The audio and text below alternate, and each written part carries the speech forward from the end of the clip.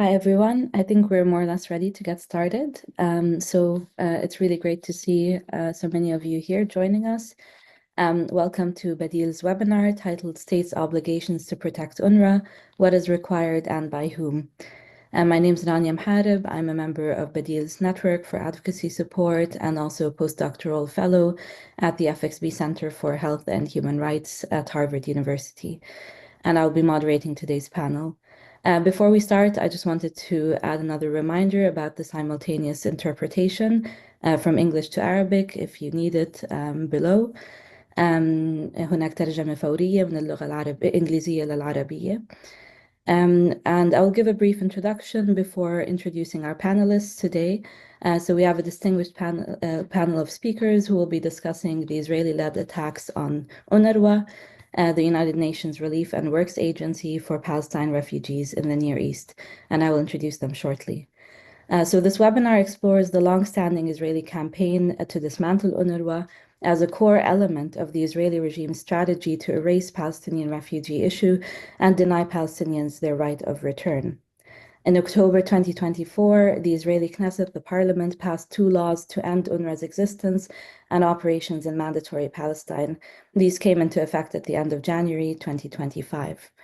These attacks on the agency have also manifested materially in the context of the ongoing genocide, with more than 266 UNRWA staff members having been killed by the Israeli occupying forces and over 200 installations damaged in Gaza. The Israeli suppression campaign now ongoing in the West Bank, which we will hear from our speakers about, Operation Iron Wall, 5 weeks on, has severely affected Palestinian refugees and internally displaced persons' access to humanitarian aid, particularly in refugee camps in the north of the West Bank. And all of this, of course, is happening in the context of the ongoing Nakba catastrophe since 1948.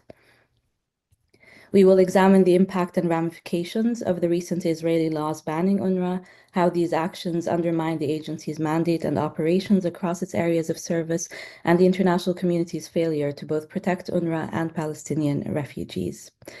As we navigate these questions, the role of the solidarity movement will be a central focus as well. The webinar explores how international solidarity efforts can apply effective pressure on states to uphold their obligations toward Palestinian refugees and protect international agencies like UNRWA. So I will now introduce our three speakers who will present for around 10 minutes each, and then we will have enough time for Q&A. And our webinar will run for about an hour and a half.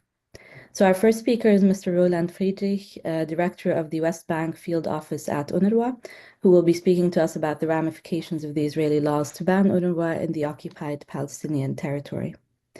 Our second speaker will be Mr. Srouji from Tulkarem Refugee Camp, who will offer a Palestinian testimony on the humanitarian situation of Palestinian refugees in the north of the West Bank. And our final speaker today is Lubnah Shomali from BADIL, who will be speaking about the political consequences of dismantling UNRWA and states' responsibilities. So we will start with Mr. Friedrich's presentation, and I will give you the floor. If you would like to share your screen, you're also welcome to do so. No, thank you very much indeed, Rania. I will speak without a presentation. In the interest of time, let me first thank you for this excellent and timely event and all the participants for joining. Let me maybe sort of highlight a couple of points. I mean, one is these laws are unprecedented, both in terms of their effect on the ground in the OPT, but also in terms of their impact and their signaling towards the multilateral system. So I think it's important to keep in mind this is not just about the occupied Palestinian territory. This is indeed the first time that a member state has taken such action, legal action, against the UN agency that is mandated by the General Assembly to do its work, and that is the expression of the world community's wish and position on Palestinian refugees. So it's not just about the OPT. So what do these laws actually say? The first law speaks about the fact that UNRWA's presence, services, representation shall be banned within the sovereign territory of the State of Israel. So on the ground, that means our work in occupied East Jerusalem. But the bill doesn't contain a lot of executive provisions or sort of, a lot of things you would normally expect a law to contain, but is rather a broad sort of, almost political statement.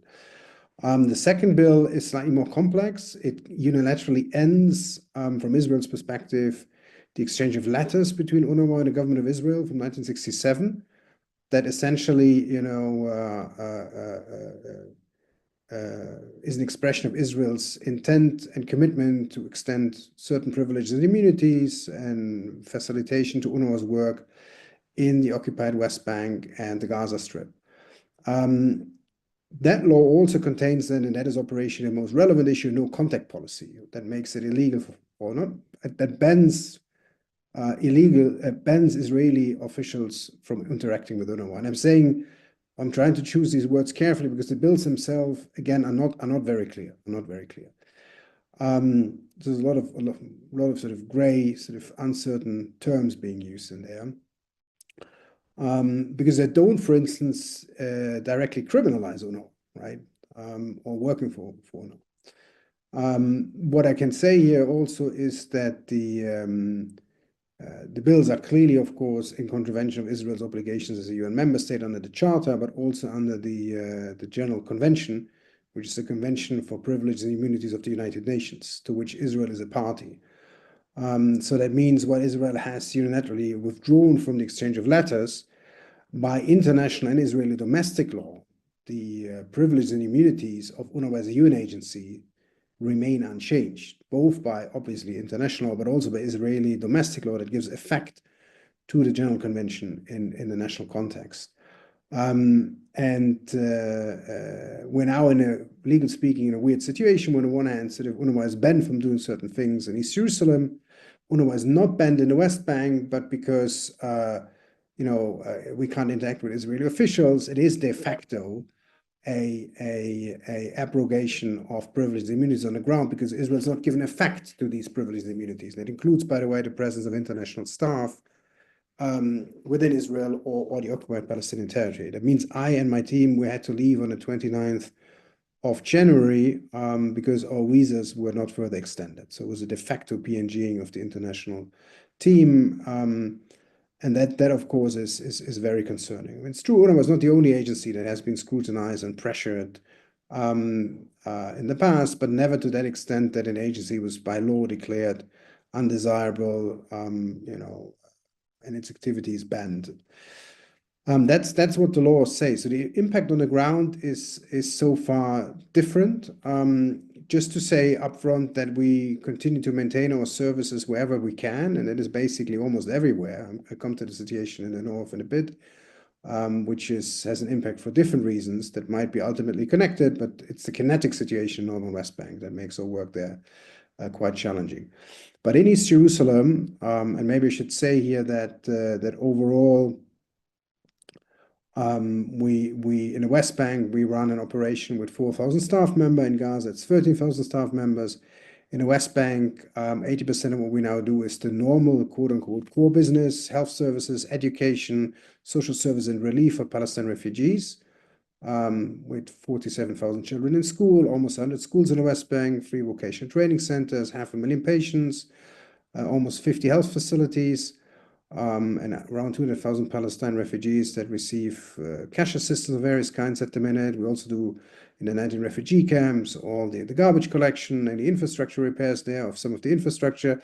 So it's public-like services that we're given in the West Bank. And 20% of what we do at the moment is sort of strictly speaking emergency response. In the Gaza Strip, it's the other way around. I mean, now with the ceasefire, we have been able to go back to bits and pieces of sort of more organized primary healthcare, more organized emergency education. But in the Gaza Strip, of course, it's a purely humanitarian operation as we speak because of the situation there. So just to show that there's a bit of a difference of the work we do, but the impact is equally bad, in both parts of the OPT. In the West Bank so far, all the schools, health centers in East Jerusalem remain open. We had to ask our national staff not to go into our main headquarters in East Jerusalem. That remains a UN facility with a private security company, but staff have been asked not to go there because it's unsafe. There's a track record of security incidents, arson attacks, vandalization against our headquarters there that goes back pretty much to the beginning of last year. And because of that, we can't assume responsibility asking staff to work from there, but it remains a UN facility.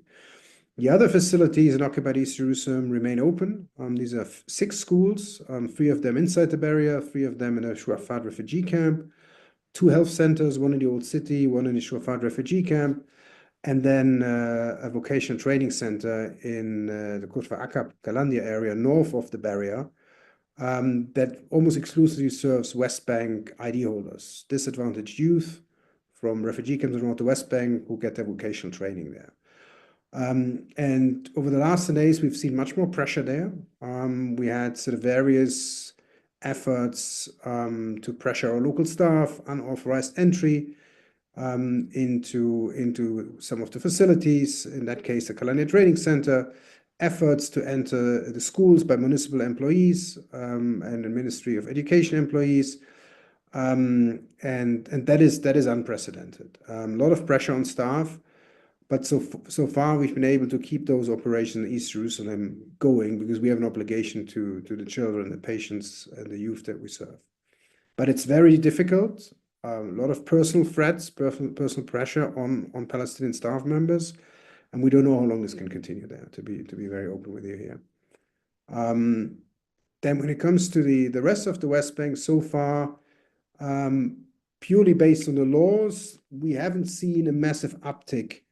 When it comes, for example, to pressure on staff, checkpoint incidents, beyond what we've been seeing already since the beginning of the war.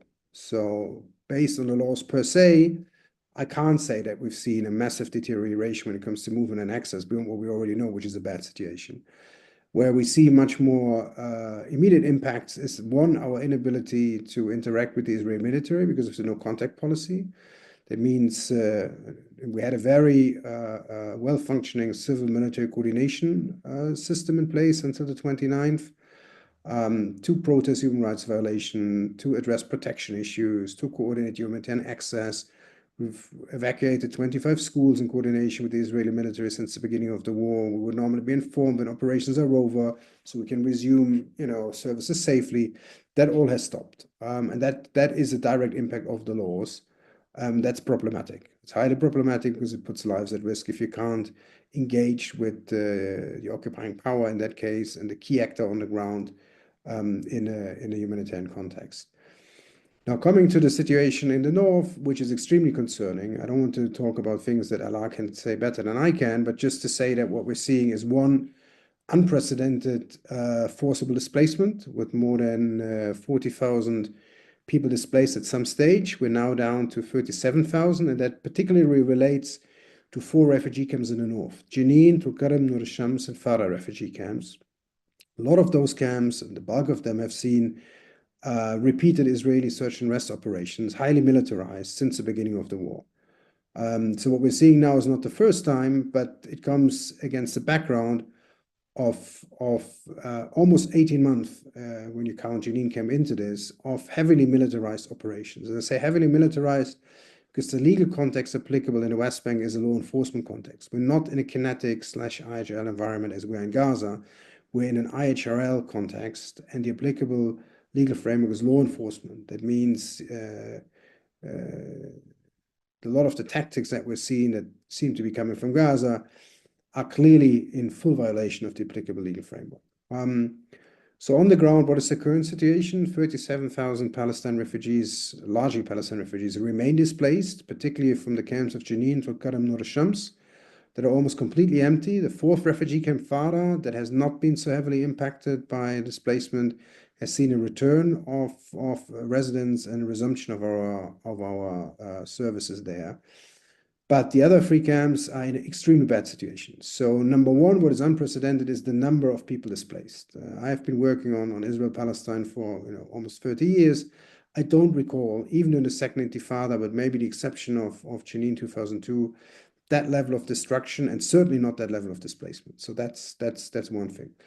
Secondly, I think what is also very concerning is the unprecedented level of destruction of civilian and private infrastructure, I mean public and private. It's not just the road networks, sewage pipes, water, electricity in these camps. Some of those places have seen sort of, 8 or 9 times the destruction of parts of the sewage network, for instance. But it's also the fact that we see the systematic destruction of private shelter. In Jenin Refugee Camp, 2nd of February, simultaneous detonation of 23 private houses by the Israeli military that then impacted an estimated 80 other houses that are not inhabitable anymore. We've seen the same thing in Tulkarem. I'm sure Allah will speak about it last week, and we're seeing it literally 2 days ago also in Nur Shams camp. And it appears that what is happening is that sort of pathways are basically cut through those camps by the use of heavy equipment and the destruction of private infrastructure. So that's very concerning.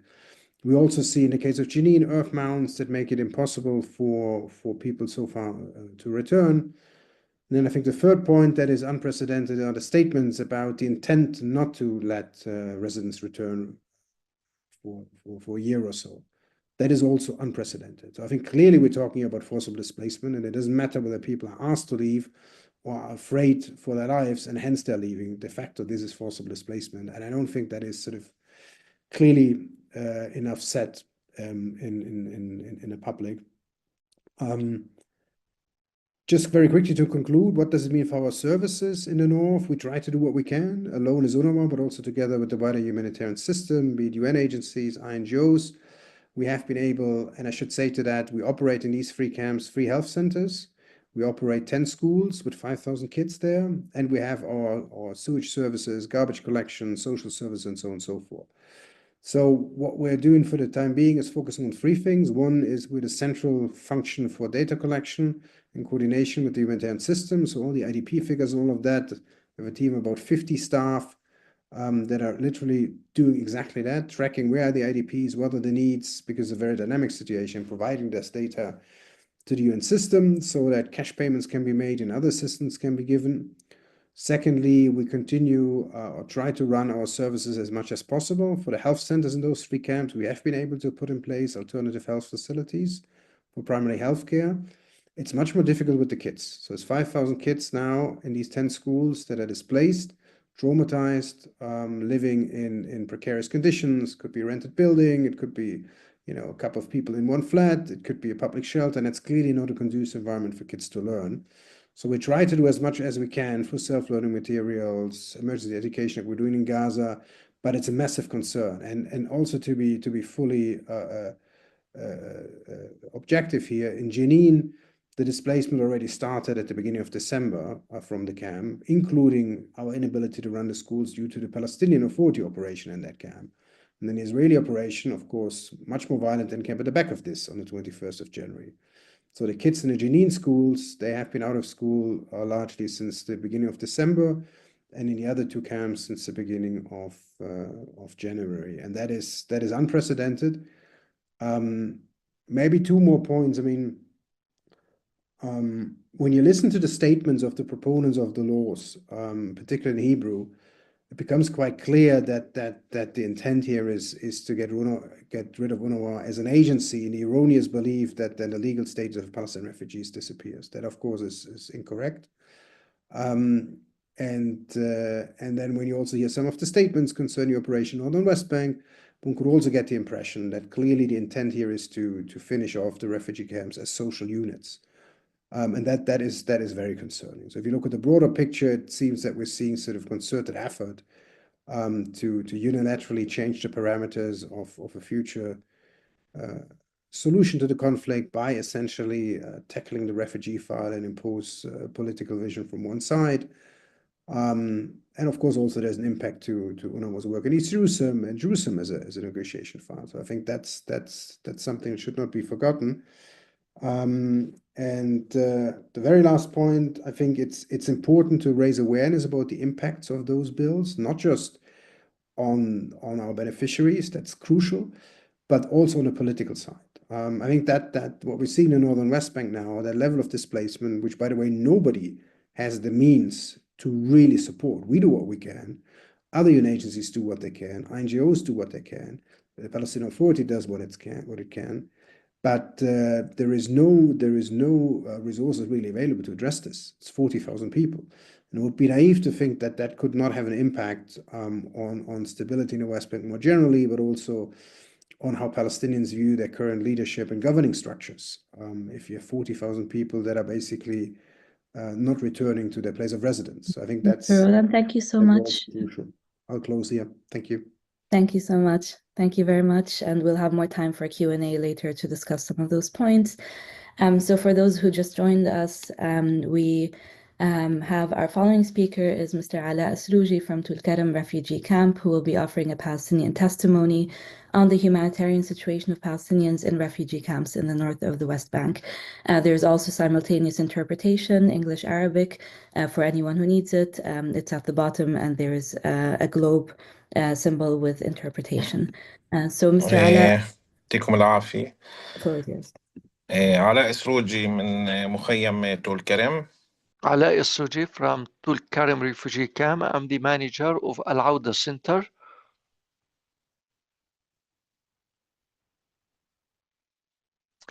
Yes. المفروض نعم. The situation in Tulkarem Refugee Camp is based on a plan by the Israeli occupation, as the new scene in the West Bank is a gradual displacement of the Palestinian refugees, displacing the Palestinians by force. They displaced 20,000 people from Tulkarem and Nur Shamis, and the Israeli military operation is going on in the refugee camps of Tulkarem and Nur Shamis for 22 days. And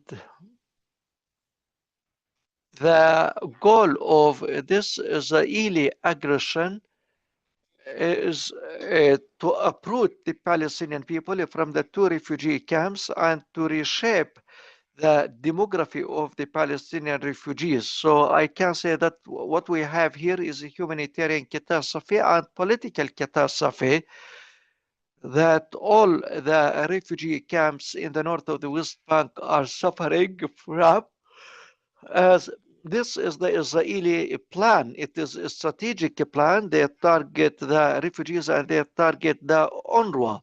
So we are talking about a political plan that is aimed to end the existence of the Palestinian refugees, uprooting the Palestinian refugees. They have no security goals at all. All that they have is political goal to reshape the structure of these camps. Tulkarem Refugee Camp, for example,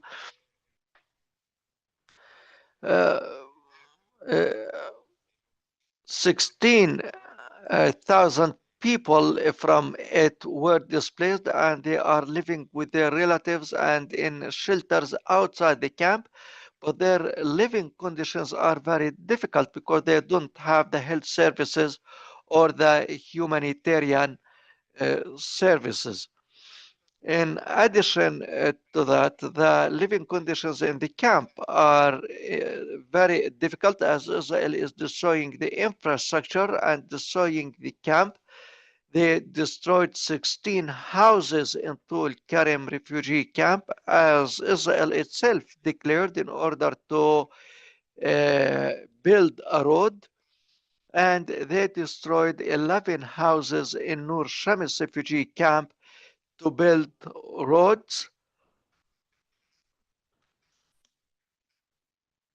And the aim of Israel is talking about demolishing 11 houses in Nur Shamis, 16 houses in Tulkarem refugee camp, but it is much beyond that. They destroyed 40 houses in Tulkarem until now.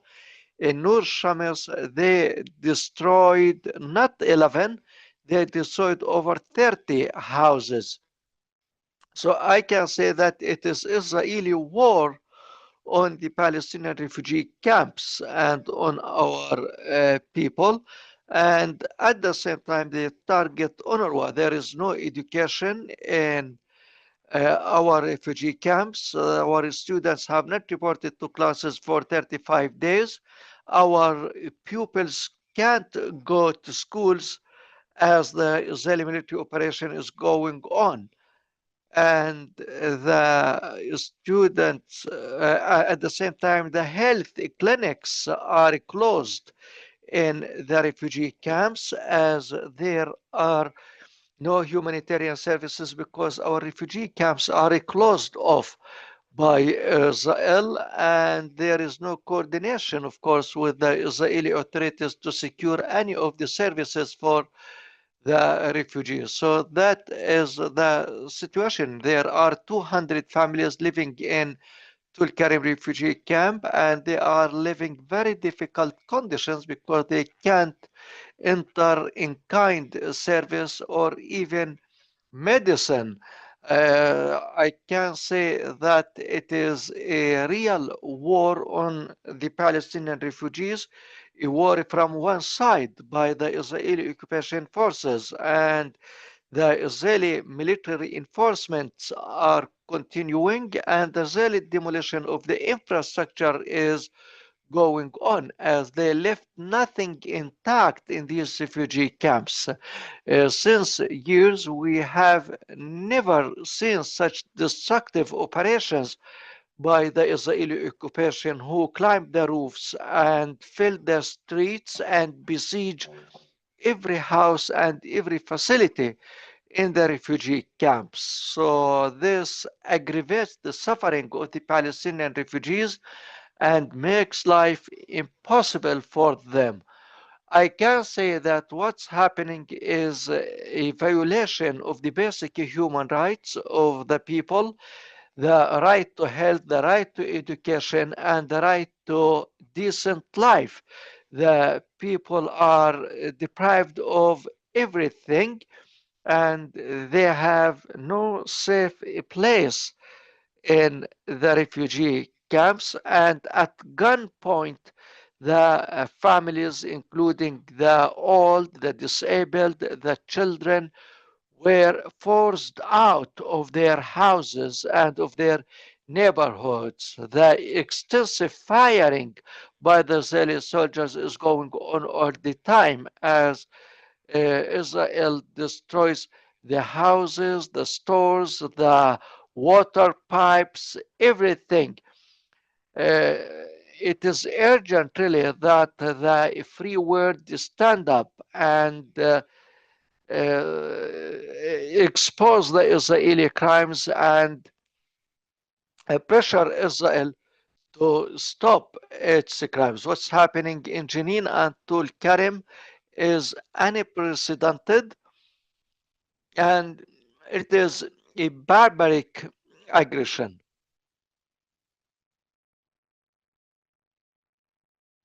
شكرا يعطيك العافية. Thank Thank you you. so much. وشكرا. يعني إذا في أي أسئلة أي شيء أنا جاهز كمان. طبعا. Thank you. Thank you so much for that intervention on the situation of Palestinian refugees in the northern West Bank. Our third speaker is Lubnah Shomali from BADIL, and she will be speaking to us about the political consequences of dismantling UNRWA and states' responsibilities in this regard. Lubnah, the floor is yours. Thank you, Rania. Thank you for being with us today, and also thank you to Roland and Ala as well. While the Israeli campaign to demonize and dismantle UNRWA refugee camps and Palestinian resistance is not new, it is crucial to recognize that it is part of a broader strategy aimed at liquidating the Palestinian refugee issue and also to eliminate international presence and responsibility. On the ground, the Israeli laws prevent UNRWA from fulfilling its mandate in the occupied Palestinian territory, which contains 42% registered Palestine refugees. This means that not only will Palestinian refugees be denied basic services that fulfill their rights to education and healthcare, but also emergency services and humanitarian aid, as both Roland and Ala attested to. This is especially disastrous for Palestinians in the Gaza Strip, of which 80% are refugees, and will exacerbate the genocide via slow death for the whole Palestinian population there. With the ongoing and expanding Israeli Iron Wall operation, the banning of UNRWA extends also as well into the West Bank. Israeli Defense Minister Katz was particularly gleeful that they were successful in preventing UNRWA from operating in the affected camps. And we have heard from Roland how it has impacted their services and their work in Jerusalem. As history has taught us, though, where the Israeli regime is concerned, there are no limits to the expansion and entrenchment of its illegal policies and practices. The obstruction of UNRWA may have begun incrementally in the Gaza Strip, but is definitely expanding to other areas of Palestine and will continue to expand. Ultimately, the ban will affect states' support to UNRWA, which in turn will impact UNRWA's budget, operations, and logistic capacities far beyond Palestine, disrupting its ability to provide services and aid in its other areas of operation, including Jordan, Lebanon, and Syria. Banning the agency in one area effectively weaponizes national laws to dismantle its entire mandate. As such, without the agency's presence, aid, and services, the rights of Palestinian refugees in UNRWA's areas of operation will be further marginalized, leaving them more vulnerable to systematic neglect and oppression. In Palestine, this is particularly detrimental, jeopardizing a vital support system for 5.9 million Palestine refugees across the region, including 3.7 million who depend on UNRWA for life-saving emergency aid, especially those in the Gaza Strip and those impacted by the expanding Iron Wall operation. The ban against UNRWA, of course, has political ramifications, since the agency itself embodies the UN and states' responsibility to provide international protection, which includes the basic and inalienable rights of Palestinian refugees. The laws are a deliberate assault on the international protection framework designed to ensure the fulfillment of Palestinian refugees' rights. UNRWA is mandated to operate until the application of UNGA Resolution 194. This includes Palestinian refugees' rights to reparations, which includes return, property restitution, compensation, and guarantees of non-repetition. Legally speaking, as Roland has attested to, the dismantlement of UNRWA does not affect the legal status of Palestinian refugees and their right to reparations. However, in practice, the elimination of UNRWA will weaken the international responsibility towards Palestinian refugees, similar to the situation of the UNCCP, which has been deactivated since the early 1950s. The UNCCP was the other organization created by the UN to ensure the fulfillment of Palestinian refugees' right to reparations, including return. Currently, there is no other active and mandated agency providing services and protection to Palestinian refugees other than UNRWA. And while the absence of UNRWA may not deprive Palestinian refugees from humanitarian protection, although not in the same quantity or quality provided by UNRWA, in practice, it will weaken their legitimate claim for reparations and force other states and actors to replace UNRWA or to subject Palestinian refugees to policies of forced integration or forced secondary displacement. In Palestine, this is particularly detrimental, as the elimination of international presence may have started with UNRWA, but has expanded to include other UN and international organizations in Palestine. The absence of international presence in mandatory Palestine specifically facilitates further entrenchment and expansion of the Israeli system of domination. In fact, aid and its provision are being used by the Israeli regime and the US as a means to blackmail states into compliance with Netanyahu's and Trump's plans to forcibly displace Palestinians. These forced displacement and transfer plans are implemented under the guise of relocation, voluntary migration, reconstruction needs, and a better future. In other words, forced displacement and transfer is presented as the only humanitarian solution to the plight of Palestinians in the Gaza Strip. We will likely hear the same excuse soon for Palestinian refugees in the West Bank, as the Israeli regime has already clearly stated that the 40,000 or so forcibly displaced refugees will not be permitted to go back to the refugee camps. These transfer plans, of course, include transferring UNRWA's tasks and responsibilities to other entities. If aid and its provision are controlled by oppressive and colonial entities or their proxies instead of UNRWA and other UN agencies, then Palestinian survival will be contingent on the whim of their oppressor. Additionally, a non-mandated agency will not be able to sustain the services long-term, as funding will likely be project-based and temporary, and also contingent on the will of states. UNRWA is a unique agency which was established to ensure, among other things, the fulfillment of the responsibility of the international community towards Palestinian refugees whose plight resulted from the UN Partition Plan of 1947 and the creation of the Israeli regime. Moreover, even if somehow the responsibility of Palestinian refugees was transferred to the UN High Commissioner for Refugees, the other refugee agency, UNRWA will remain unique and required, as its mandate was established to support refugees until the conclusion of durable solutions. In other words, the inclusion of Palestinian refugees within the United Nations High Commissioner for Refugees Framework, or UNHCR, may fill the gap resulting from the absence of the UNCCP. However, it will not constitute an alternative for UNRWA, which was created to complement the mandate of the UNCCP. Trump's 2020 deal of the century endorses Israeli plans to end the question of Palestinian refugees' rights through multiple violations of international law.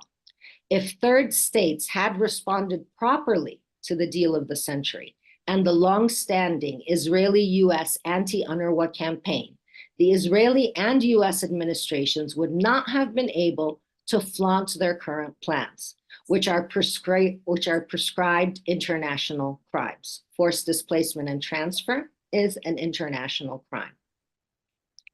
With Trump greenlighting forced displacement and transfer in the Gaza Strip, Katz has ordered Israeli forces to put together plans that would, and I quote, include exit options through land crossings as well as special arrangements for departure by sea and air, end quote.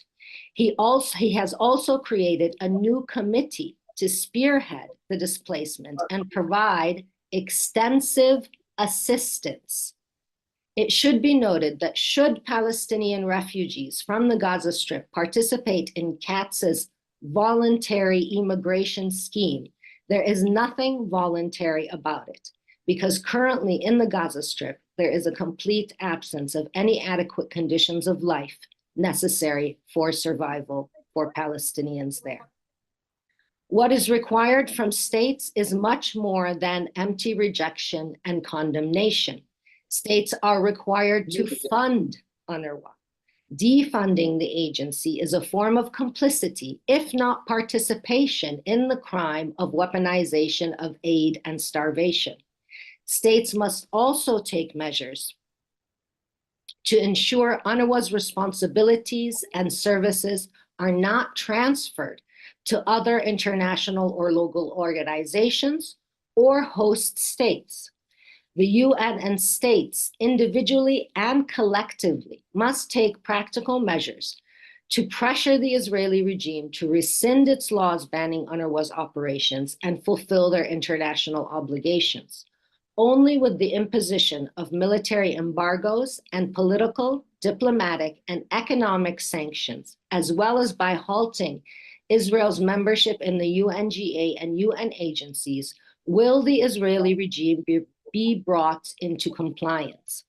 This is particularly relevant due to the Israeli regime's constant and perpetual unwillingness to abide by international law, and to respect the international legal order. International protection, including humanitarian aid for those who are entitled to it, must not be contingent on the will of any state, especially if that state is the perpetrator of international crimes, such as ongoing forced displacement and transfer, colonization, and apartheid, as well as genocide. Therefore, the UN and third states are obligated to reject any project and/or attempt to eliminate and replace UNRWA through sanctions, and to reject the instrumentalization of aid as a tool to achieve colonial agendas also through sanctions, and advance the realization of the inalienable rights of self-determination and return of the Palestinian people with a rights-based decolonization approach, once again, through sanctions. Thank you. Thank you so much, Lubnah, and thanks everyone for joining us. So we do have time now for questions and answers, and I welcome you to either raise your hand or put your questions in the chat box. Just I will wrap up very briefly from the three interventions. We've heard from Roland about the impact of the latest Israeli laws on UNRWA operations in the occupied Palestinian territory. We've also heard from Ala about the Israeli occupying forces' massive destruction and forcible transfer of Palestinians from the northern refugee camps in the West Bank. And we've also heard from Lubnah about the obligations of states to support UNRWA and to reject the instrumentalization of aid through sanctions to advance Palestinian rights. So I will see if we have any questions in the chat. And in the meantime, if anyone has a question, please feel free to put it in. We have a question here on how are older persons and persons with disabilities who are refugees, including children with disabilities, being impacted through the Israeli military operation? Are there any additional risk mitigation or additional supports in place for persons with disabilities and older persons who are refugees from Jenin to Gaza? Would any of our speakers like to take this question?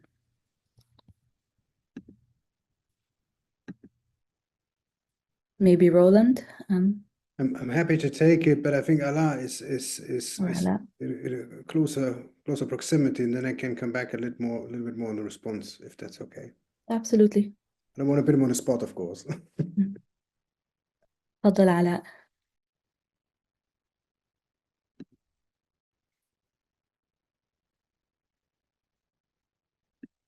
Maybe I don't know if Ala can hear us, but if not, maybe Roland, you can jump in, and then we can hear Okay. from Ala more.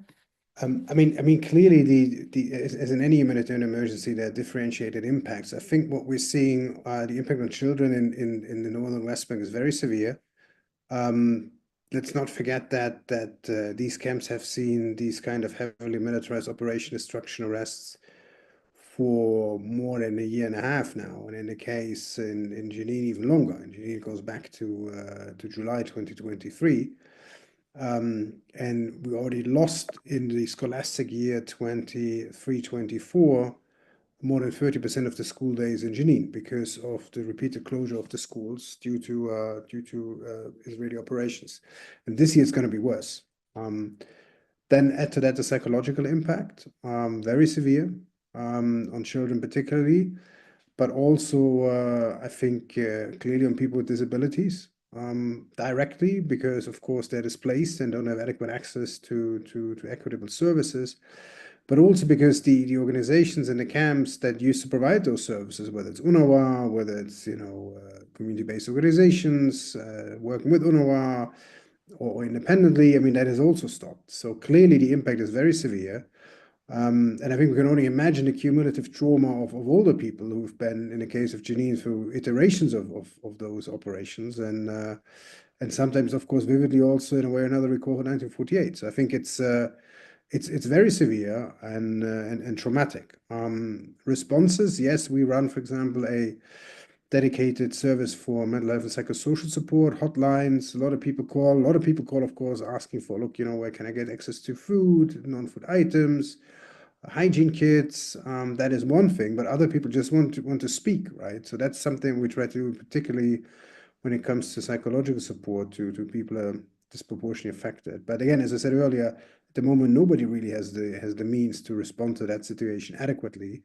And the worrying thing is that given competing priorities in the OPT, particularly Gaza, and also the fact that a lot of capitals are very busy with other developments, it's both underreported, not by the media. I think the media has a lot of reports on the northern West Bank, but I think underreported more broadly by civil society, globally speaking. I think there's more to be done there. And there's also still, I think, a bit of a lack of attention on the situation. It's not just another operation in the north, like we've seen over the past couple of months. I think that's important. Over. Thank you, Roland. Yeah, thanks for drawing attention to this. Absolutely. I have dropped the question to Ala as well in the chat. If you can maybe clarify the situation of persons with disabilities and older persons in the West Bank. Can you hear us, Ala? تحياتي.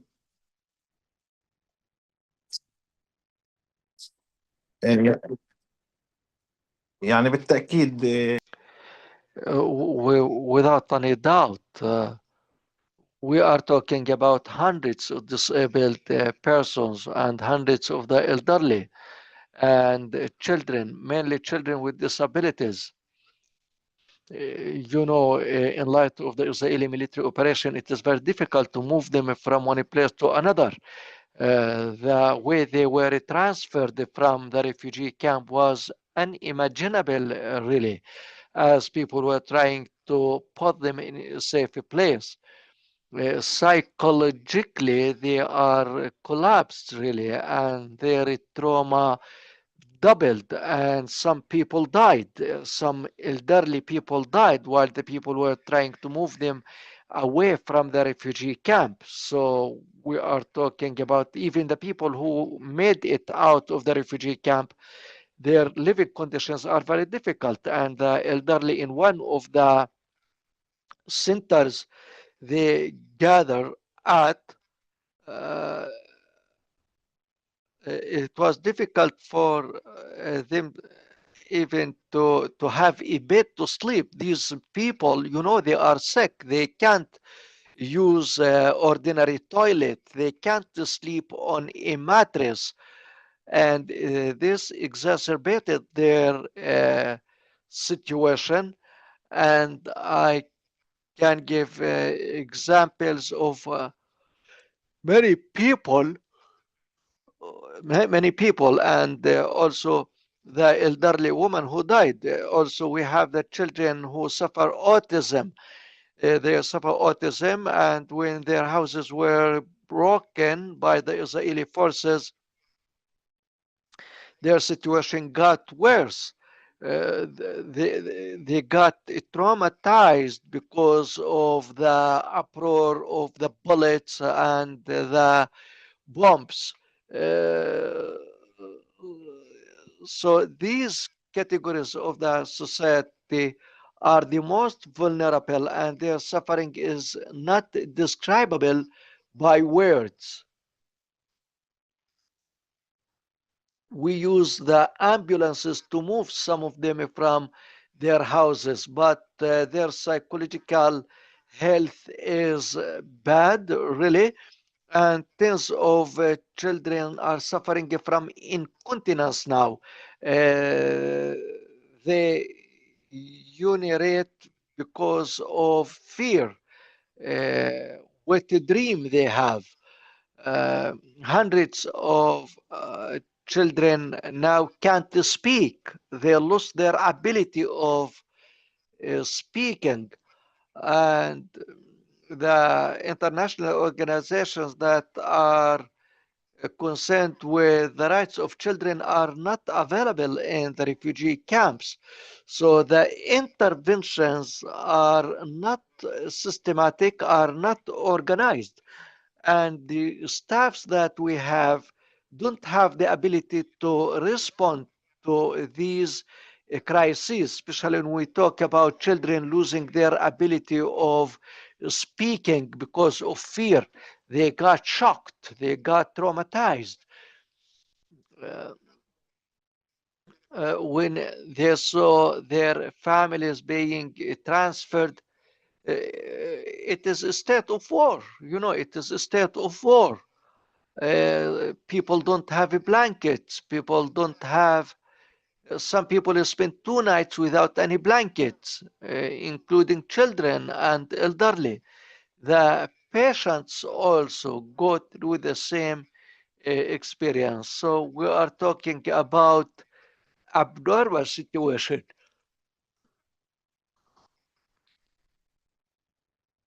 All the people left the refugee camp without their belongings, without their medicine. And this made it more difficult for them.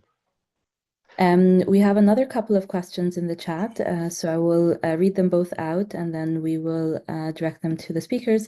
The first one is, can you elaborate on the potential risks of developing parallel frameworks for refugee rights and services? In what ways do alternatives weaken the push to uphold UNRWA's mandate, or might they offer necessary protections in the face of its dismantling? So regarding the alternatives to UNRWA. And the second question I have here is says, UNRWA registration as a recognized refugee is limited to 1948 refugees, with 1967 and later refugees not being included on the card, as far as I know, is the message. If the occupation forces displace more and more West Bank residents, non-refugees, unable to return, could this mean a broadening of registration regarding UNRWA status, or will this stay the same? I might start with Lubnah if you would like to address either of those questions or both, and then we'll turn to the other speakers. I'll take the first one. I think maybe Roland is a little bit more equipped to take the second one. Creating alternative frameworks. I mean, UNRWA, the UNCCP, and UNCCP, the 3 main refugee organizations dedicated to the protection of refugees, UNRWA and UNCCP to Palestinian refugees, they are all based on the same international legal framework, or what we want to call international refugee law. So the framework is there. The framework of if an entity or state is unwilling to provide protection, then it triggers the international community's obligation to provide protection, especially in a situation where we have the commission of a crime like forced displacement and transfer. So the protection that is triggered is humanitarian, legal, and physical. And so the agencies and the legal framework were created to fulfill those protections. In terms of UNRWA, as I mentioned, in a short-term scenario, other agencies could provide emergency aid and assistance, because we know there are other agencies on the ground, like the World Food Program, like other agencies, Medical Aid for Palestine. There are many humanitarian organizations out there. But as I said, they do not have the capacity or the presence or the experience or the mandate that UNRWA has to provide those protections and services. So even though in the short term we could bring aid through another agency, but then we would be replacing UNRWA, and so it would weaken significantly the agency's presence, and then facilitate its dismantlement and its banning or its further obstruction in Palestine and elsewhere. States have already started to do this. Sweden, Japan, Switzerland, I can't remember the other ones as well, but they have diverted their funds to other agencies. They are supporting other agencies and telling them to do UNRWA's tasks.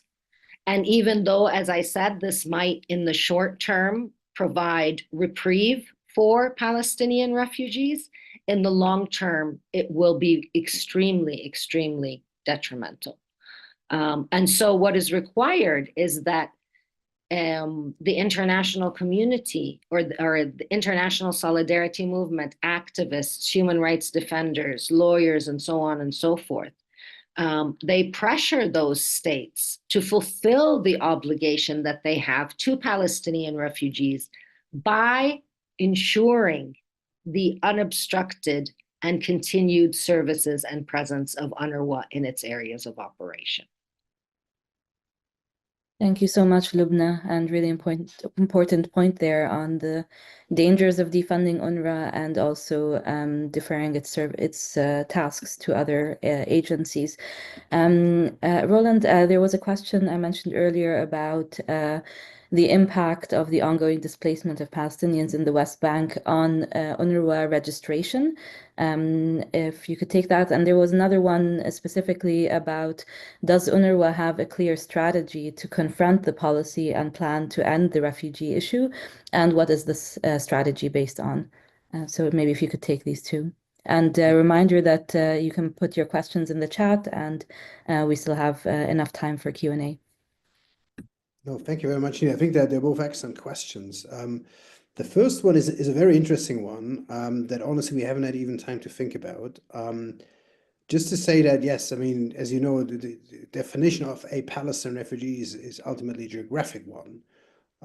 Anybody who had this sort of, household sort of income or place of residence in mandatory Palestine between the 1st of June 46 until mid-May 48, and lost both because of the war is registered as a Palestinian refugees and their rightful male descendants. So I think that's the general definition, which is a geographic one. It's not an ethnic one, by the way.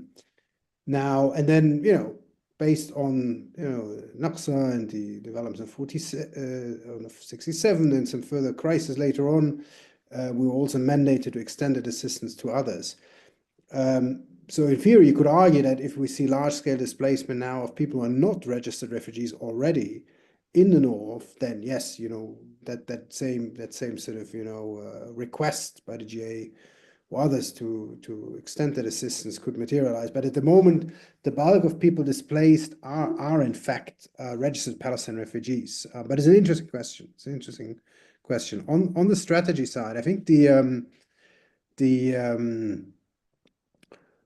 I mean, there are a number of responses. One, of course, is we have a clear strategy, and that's been the case since the beginning of the war in terms of what we do, what we stand for, what the mandate is, and how we respond.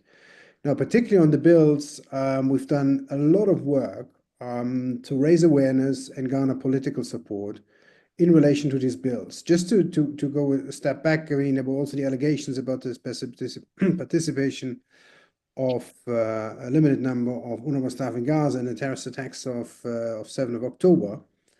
That then led to a lot of donors suddenly cutting the funding, and most of them came back. And then after a lot of lobbying and the Kelowna process and the internal investigation by OOS into those allegations, so except for the US, basically everybody came back. Then on top of that, you had the issue of the bills that started only in January last year. And a lot of people, and by people I mean in particular diplomats and in the international community, did not necessarily take those developments seriously at the beginning. And probably I would argue until very, very late. We were tracking these developments very closely, engaging closely also with Israeli NGOs and experts on the matter, and tracking very closely all the developments in the Knesset and the statements and the build-up to that. So I think for those who really followed it closely, it came as no surprise that these bills were ultimately turned into law in late October last year. I think what was surprising for me, at least personally, was the very, very, high level of political support. Basically, everybody in the Knesset except for the Arab parties voted in favor, right? And that is unprecedented. So I think the diplomatic engagement was too little, too late. There were efforts to push back. There was strong engagement by UNRWA and others, with member states that support us and continue to support us in that regard. But it came very late. And since then, we've seen, probably due to a combination of factors, some donors also reconsidering their funding.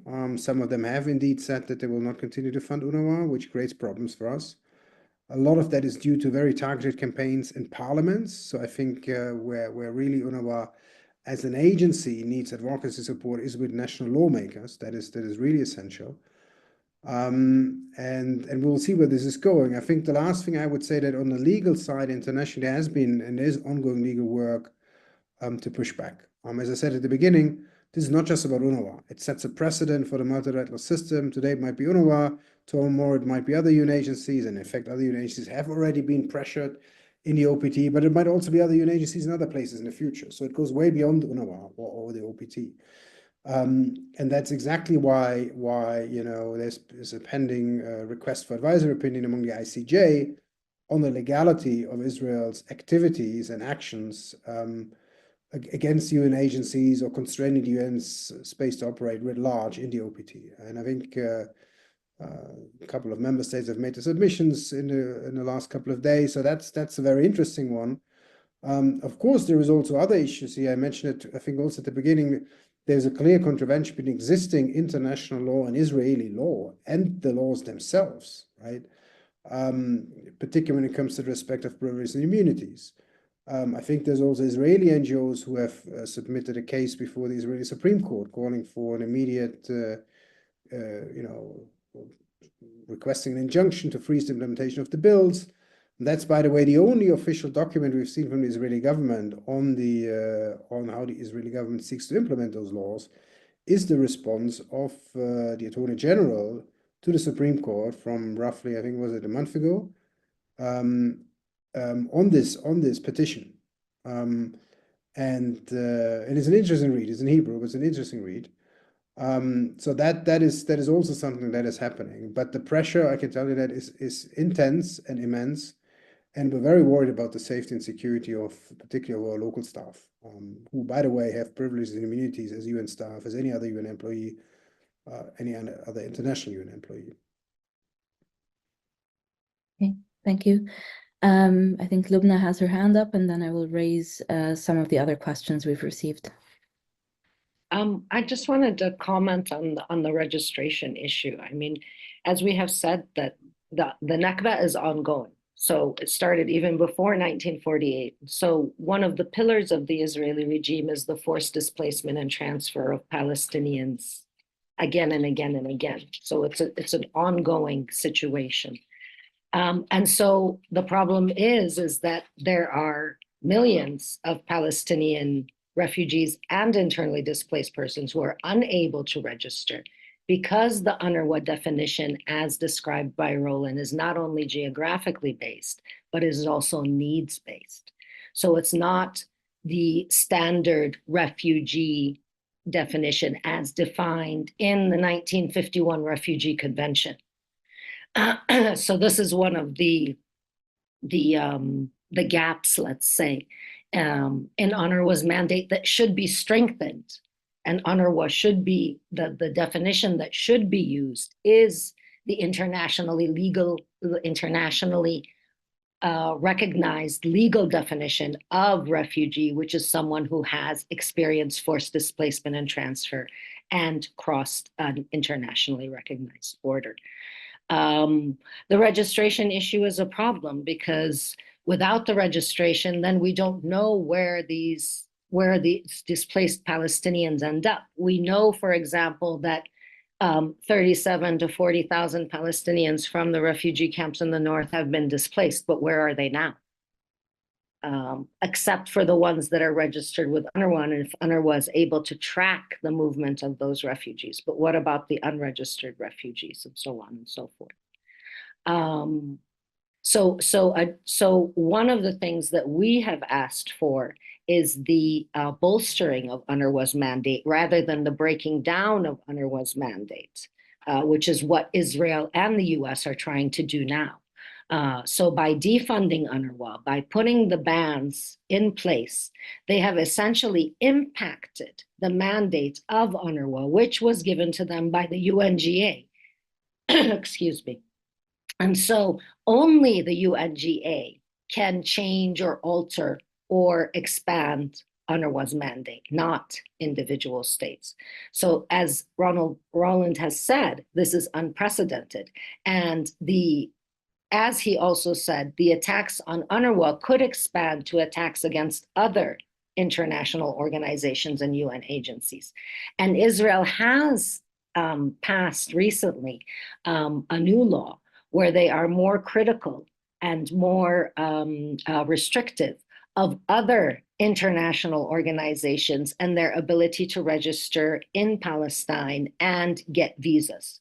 So they are using any form of criticism against Israel to de-visa or withdraw visas or not offer visas and not offer registration to international organizations beyond UNRWA.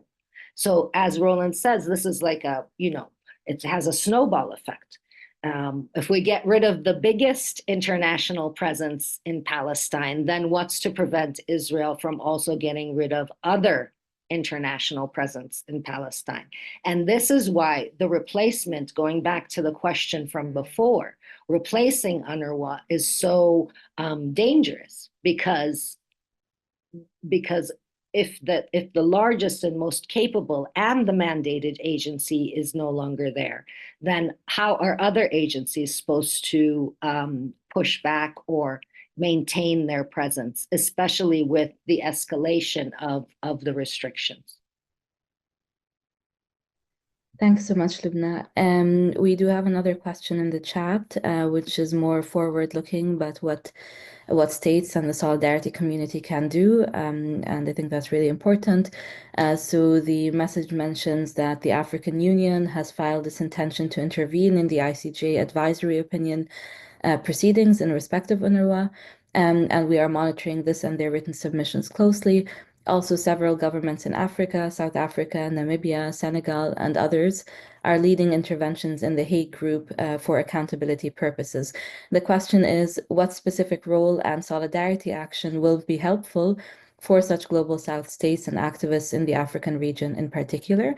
And how can human rights activists in these countries be more helpful in this situation? Lubna, would you maybe like to take that first, and maybe then I'll turn to our other speakers? We can't really tell the international solidarity movement what to do, beyond saying they need to escalate their direct actions to pressure their governments to adhere to their obligations, to fund UNRWA, to suspend Israel from the UN and the UN agencies, to impose sanctions on the Israeli regime.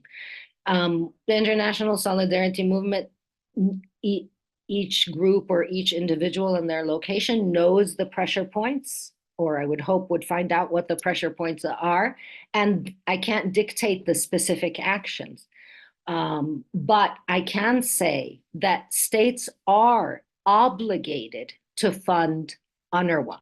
They are obligated to ensure that UNRWA is not replaced, because as I mentioned earlier, the defunding of UNRWA is complicity in the crime of weaponizing aid and weaponizing starvation. And those two things are crimes. So not funding UNRWA makes those states complicit in those crimes. And so states could potentially in the future be held accountable for this, in the same way that they could potentially be held accountable for the ongoing genocide in the Gaza Strip by providing aid to Israel for its destruction and its massacres and so on and so forth. So international law, folks, is a tool, and we use it as well as we can. But the real pressure comes from Palestinian resistance on the ground, and it also comes from the actions and the pressure put on governments by the international solidarity movement. Because we know that states are not going to come into compliance with international law on their own. They have their own agendas, as we have seen more clearly in these past 15 months than at any other time. And so we as a people, Palestinians and international civil society, have the responsibility to put that pressure on them in the way that we see fit, and in the way that would be the most strategic and effective.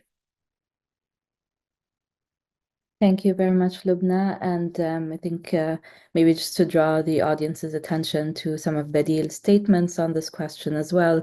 There's one which I think was very clear. It was titled, "The Israeli regime will not rescind its illegal measures and laws against UNRWA without sanctions." So really just making this point about the need for effective measures. I can't see any more questions on the chat. So if anyone would like to ask a question, please feel free. We did have another question, though, that might be directed at both of you. I don't know if Ala is still with us on the call. He may have had to drop off. But I will ask this question, and if either of you would like to address it, please do so. So one of them is, how does the use of aid as a political blackmail tool through defunding UNRWA and withholding services link directly to Israel's broader strategy of forced displacement, especially in light of Trump's plan to forcibly displace Palestinians out of Gaza and build a so-called Riviera? Roland, would you maybe like to take this question? Sure. And I think it's an important one. I mean, because things are moving so fast now at the global level, in the Middle East, in Israel, Palestine, in the OPT, and particularly with the current sort of geopolitical dynamics, we've seen acceleration of a lot of issues, and mostly negative, to be obviously honest with you. What I can say is that what you see in the Gaza Strip now is particularly as we speak, that's the issue goes beyond UNRWA, an effort by Israel to reshape the humanitarian system on the ground. I mean, kicking out, restraining, UNRWA is one part of it. We still have 5,000 truckloads of aid outside that we basically have to relabel now just for them to get in, and we don't know whether it's even going to happen. But there's also other efforts. You have, I think Lubna mentioned it, the INGO registration process, extremely restrictive.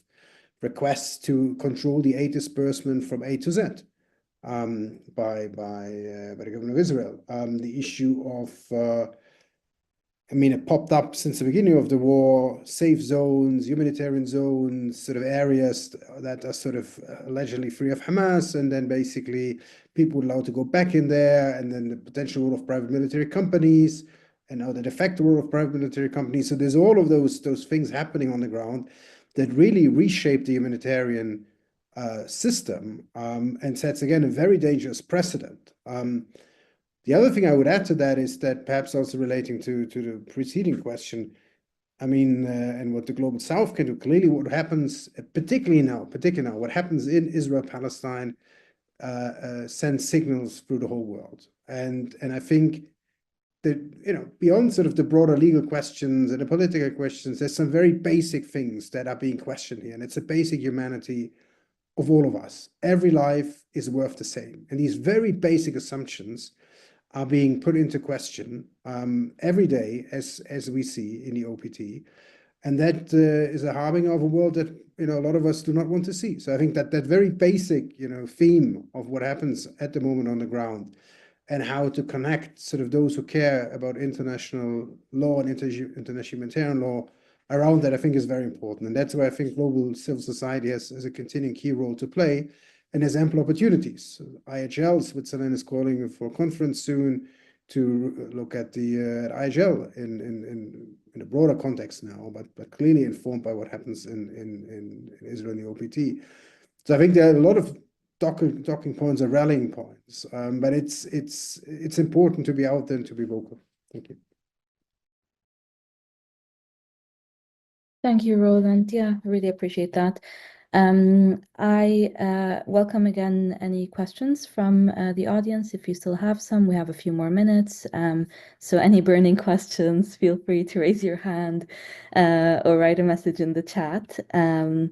But I think we've heard, you know, a lot of recommendations now on what can be done. I might have a question of my own to both speakers, which is about the forthcoming ICJ advisory opinion. If there is any prospect of engaging with that advisory opinion in relation to the attacks on UNRWA, and what else might be done in the coming period that, you know, anyone listening to us here can contribute to in some way or another. Lubna, would you have some thoughts maybe on that? I believe the opportunity to participate in unless they changed it, and I could be wrong, was the 28th of February.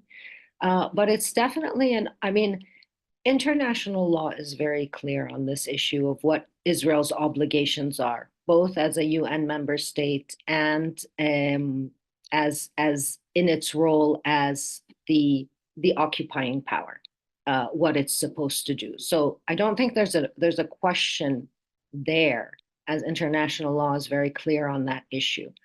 The problem is that Israel continues to be unwilling to fulfill its obligations, neither as a UN member state or as the occupying power. And this has been ongoing since 1948. And the lack of accountability and the lack of action, namely the lack of practical measures in the form of sanctions, is what has allowed the escalation of the system of oppression and domination that Israel created, or since its creation has been imposing on the Palestinian people.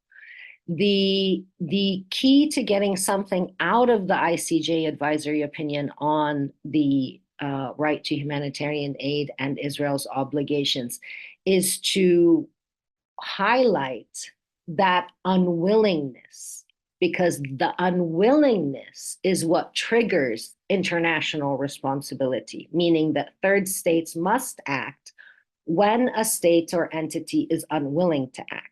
It's not about debating whether or not that the right to humanitarian aid exists. It's not about debating what Israel's obligations are, because they are very well known. And they are the obligations of most states. So it's not about that, but it's about getting provisional measures and a direction from the ICJ on what states need to do to bring Israel in line with international law, and using both their positive and negative duty to do so. So not aiding and abetting in an illegal act, and also not taking all measures to stop the commission of an illegal act.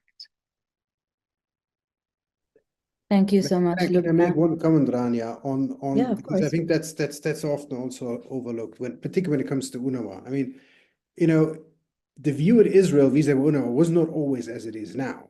It was not always as it is now. And I think what we've seen since the 7th of October is so much trauma on both sides, and a very, biased media coverage in Israel of what UNRWA does, coupled with a lot of lack of awareness of what UNRWA actually does. And I think, speaking also to Israeli society about UNRWA's mandate, what it does, what it doesn't, in addition to all the other advocacy efforts, is very important, because people simply often don't know, or are only exposed to one specific narrative, whether it comes to UNRWA or whether it comes to the to what's happening in the Gaza Strip. And I think that is an essential element of change that we all want to see. Just to add that comment. Thank you. Yes, absolutely. On the role of the media also in covering and naming what's happening. That's 100% correct. And I will read a comment in the chat that was left there, which says, stopping the attempts to end the refugee question requires to change strategies in place. Most of civil society and UNRWA interventions are responsive to Israeli decisions. These responses should be proactive and address the question of ending the American Zionist colonization project in Palestine, as it is the driving force behind the Palestinian refugee question. So this is just a comment on the root causes. I might give it to both of you, maybe if you have any final words you'd like to say, and then I think we will wrap up. Yeah. And there may be one last question, sorry, there. Have there been any resolutions at the UN condemning the effective negation of the UN, of UNRWA, does that mean, I think? So any UN response to the attacks on UNRWA. Yeah, so maybe if you could take that and maybe wrap up any final points you wanted to mention. Lubnah, would you like to take that? Oh, I was gonna let Roland go ahead. Okay, or Roland, yeah, go ahead. Yeah. Actually, quite a lot. I mean, there's been sort of, a number of Security Council briefings by the Commissioner General. There's been sort of, as you know, deliberations in the General Assembly. There's been sort of the request from the ICG for an advisory opinion. So there's actually quite a lot happening. I think what hasn't happened is a specific intervention so far concerning Israel's obligation under the General Convention, because that in itself has a dispute resolution mechanism, also in front of the ICJ, that is actually binding, right? That makes it a bit different than the advisory opinion. So, but overall, I think there's been strong support by almost all member countries, with the exception most recently, of course, of the United States, that has been extremely vocal in some of the interventions against UNRWA. So I'll leave it at that. And perhaps just to say thank you very much for this important event, and it's really important to keep educating and advocating people that we all engage with. Thank you. Thank you. Thank you, Roland. There has been a lot of statements, and there has been a lot of condemnation, and there has been this bid to the ICJ on Israel's obligations as a UN member state, and so on and so forth. But what's missing, and I know I keep harping on this, but this is the truth here. What's missing is practical action. Without practical action or practical measures by states, there will not be change. There will not be change, because there has to be a disruption of the status quo.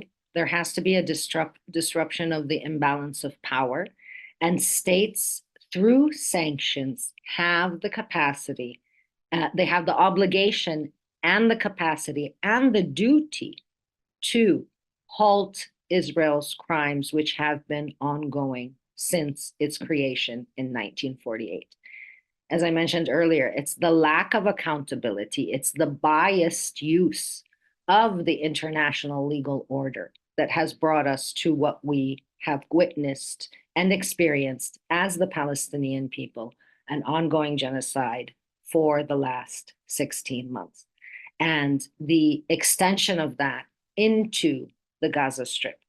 And Israel has been clear from the get-go, talking about the dismantlement of refugee camps and the erasure of the Palestinian refugee issue. And the Palestinian issue is an issue of forced displacement and transfer, colonization, and apartheid. So in order to make those changes, there has to be, and in order to stop those crimes, there has to be a change at the political level to impose those sanctions. And I'd like to say again, thank you to everyone who attended with us, and thank you to Roland and Ala, and also to you, Rania, for moderating. And we cannot forget our translator as well. Thank you, Osama. Absolutely. Thank you, Lubna. Thanks everyone for joining us, Roland and Ala as well, and Osama for the interpretation. And thank you, Osama. And I think this is a great way to end on the importance of taking action and on effective measures by states to end the ongoing Nakba and the ongoing genocide. So also thanks to BADIL for organizing this webinar, and the recording will be available. So we look forward to continuing the conversation with all of you. Thank you, Lubna, as well. Thank you very much indeed. Thank you, everyone. Have a Bye. good evening or day or morning, whichever it is. Thank you.